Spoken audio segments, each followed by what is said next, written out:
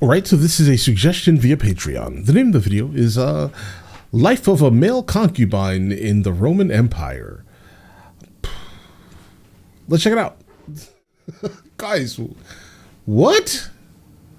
All right, let's go. Marriages in the ancient Roman world were a lot different to how we think of them today. A marriage then was more transactional than ones today. It was, I mean, they still kind of are transactional. Also common and almost expected for if it wasn't that, then we wouldn't need a license for it, right? Husbands to cheat on their wives. This could be a casual thing like going to a prostitute, or could be a more long-term affair. These affairs were usually with women, but it was also very common for men to sleep with other men. Welcome to Crazy Histories, where we bring you the craziest and weirdest facts from human history. Some of the things discussed in this video may be offensive or disturbing. Viewer discretion is advised. Bro, what do you have me watching, guys? Sexuality in ancient Rome. The ancient Romans didn't have the same view of sex or sexuality that we do today. They didn't see someone as being homo, bi, or heterosexual. They didn't put a label on a person. Instead of caring about who was having... It's because we really like labels nowadays. Really. Just, guys, be exactly who you are. It's fine. Seriously. What right do I have to say you can't do something? Bro, do whatever you want to do. Right? But by that same vein, if there's someone who probably doesn't want to be involved with it, it's fine because they're doing what they want to do, right? But overall, just do what you want to do, bro. I don't really, it doesn't affect me. In the sex, the Romans cared more about the power dynamic in the act of sex itself. In a heterosexual relationship, the man was the giver and the woman was the receiver. They saw this as putting the man in the position of power since the woman was submitting to him. However, in a relationship between two men, one of the men had to be the receiver, so take on a more feminine and submissive role.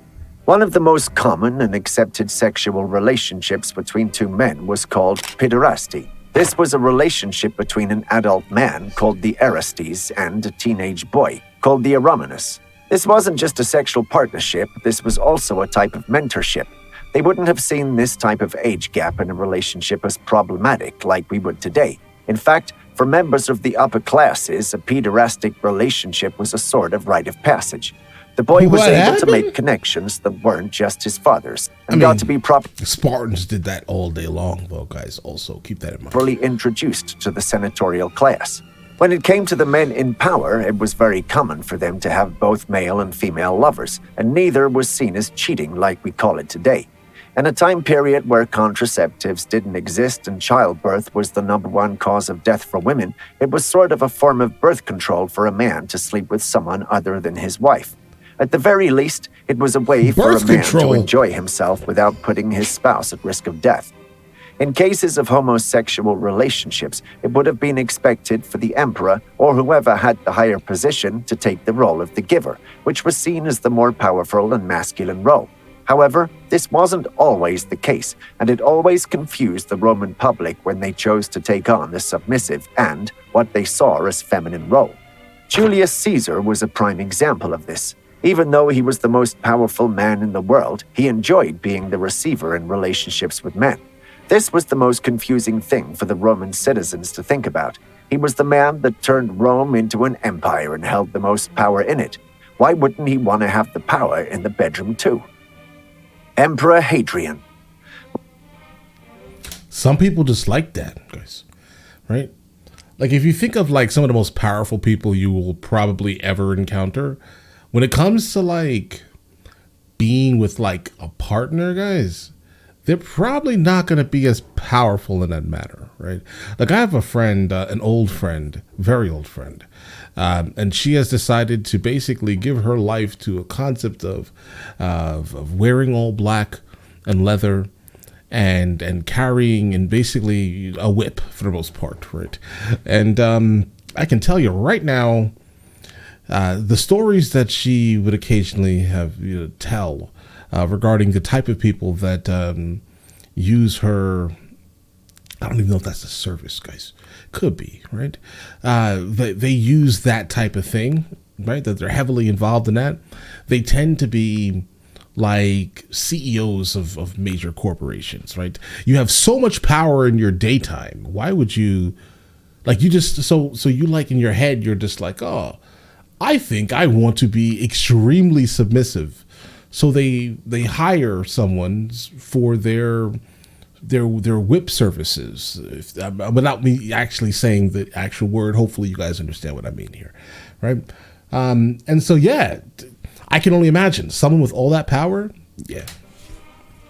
While many of the emperors had lovers of both genders, there was one that strictly took men to bed. Ruling from 117 CE, the Emperor Hadrian did not just have male lovers, but it seems that he was not interested in women at all. While he was married to a woman for political reasons, he and his wife had no children together. In fact, most historians believe that the two never even consummated the marriage. Part of the reasons historians think this is because of how many lovers that both of them took and the attention that Hadrian paid to his male partners. But I think, guys, to be honest, I think this is probably going to be, like, this was all over Europe, like all over Europe at this time in history. That it just was what it was, guys. This is just old Europe, guys. The years, Hadrian wrote many erotic poems about his lovers. While there were many men in Hadrian's life, there was one lover that stood above the rest. That was a beautiful teenager named Antonius. He made sure that the boy received a proper education, and afterwards the two traveled extensively together. Unfortunately, after several years together, tragedy struck. While the two were traveling in Egypt, the boy drowned in the Nile under some mysterious circumstances. Near the site of the death, Hadrian founded a city and named it after his lover. He then took Antonius's mummified body with him back to Rome, where he had coins minted with the boy's face, and deified him, meaning that he commanded that Antonius be worshipped throughout the empire as a god. Emperor Nero. Hadrian, it seems, was a bit of an oddity when it came to how he treated his lovers. In general, emperors found their lovers... Yeah, obviously, Hadrian actually loved the people that were in his life, right? While everyone else was just using, like, the men and boys, apparently, as birth control, because his words. From the palace. So that would be the probably the most drastic difference, right? The way Hadrian loved his partners, he just loved them. That's it, right? The love of his life. He lost his life, and he decided that he should be a god. Slaves intended to continue to treat them like slaves. Nero was no exception to this, and found at least 2 of his male lovers in his slaves. Unlike other emperors, though, Nero forced the men to participate in bizarre wedding ceremonies. One of these men was a free slave named Pythagoras. In this instant, Pythagoras was the groom and Nero was the bride, veil and all. This, of course, was one of the instances where the public was confused by the emperor's behavior. He was the ruler, the one with the power, so shouldn't he have played the masculine role? That wasn't the only time that Nero married a man. A few years later, he married another slave boy named Sporus. This time, Nero made his people happy by fitting the masculine role they expected him to take. However, his actions here are much worse sounding to our modern sensibilities.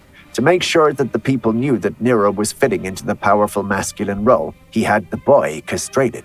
There are other instances of Nero's cruelty towards his lovers and concubines, but history has painted him in a particularly bad light, and it can be hard to sift out the truth from the exaggerations. Yeah, for example, one historian from his time wrote that Nero and his mother were in an incestuous relationship.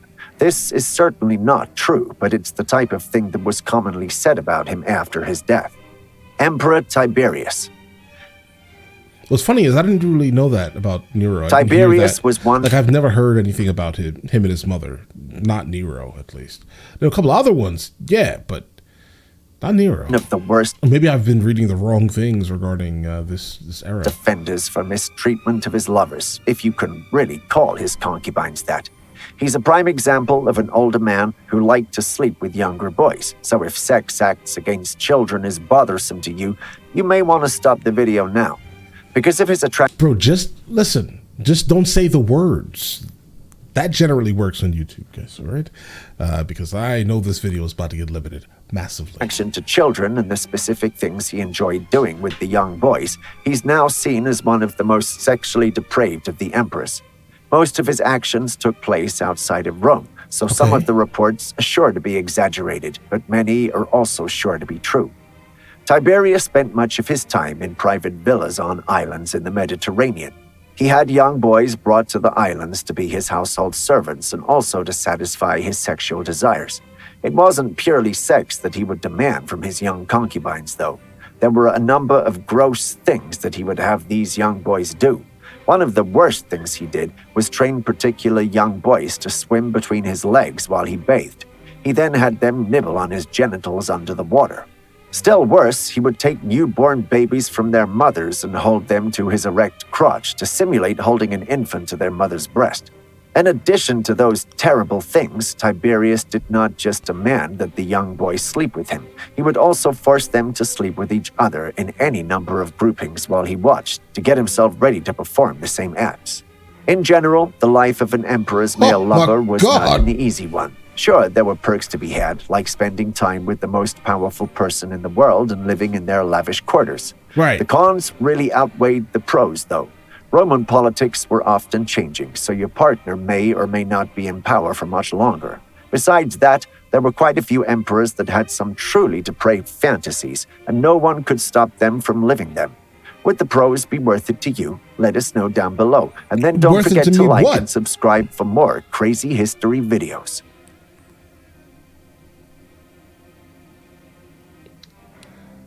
Okay, the pros aren't worth it to me. Personally, the cons are absolutely heavy, guys. All right, guys, it's not the guy on guy thing that's like frustrating. It's the actual stuff that you'd put other humans through purposely, right? Like, listen to how all of this was depicted. This was depicted in a terrible way, sir. Right? Even though it may be true, I don't know. I can't just go off of the one video of me hearing these things. I do know that there was a lot of like man and man going on, right, in this era, guys. I know that for sure in Europe, guys. It was that was just the thing, right? But like knowing that I think it's the kids for me, guys. Personally, I think it's just the kids. It may just be the kids. Let these kids grow up and have some type of normal life, right? Instead of ruining them as their children. Let them listen. That's just crazy, guys. All right? That's crazy. And I mean that to the depths of me, right? Let them grow up. That's it. Don't force them to do all of this when they're babies. You wanted to basically like breastfeed the baby, but with your phallus? You weren't breastfeeding with God, guys. You forcing people to swim underneath the water and suckle. They can't breathe. That's guys. Whoa. All right. Just God. That's savage. All right. Pure savagery. All right. I'm glad we have kind of evolved for the most part, to a state where people can just do what the hell they want to do and just stay away from the kids. Do what you want to do. It doesn't matter how weird it is. As long as it's with another like consenting adult, then it's fine, right? Just do none of this, right? Wow. This man said it was easier to do this with someone else of the same gender because it was birth control. That is, listen, what? Guys, that's wild. That is wild. All right, God. But all right, listen. But again, I'm glad we've evolved to a different state, guys. Absolutely. Listen, you guys all have an absolutely amazing day. Enjoy your day thoroughly.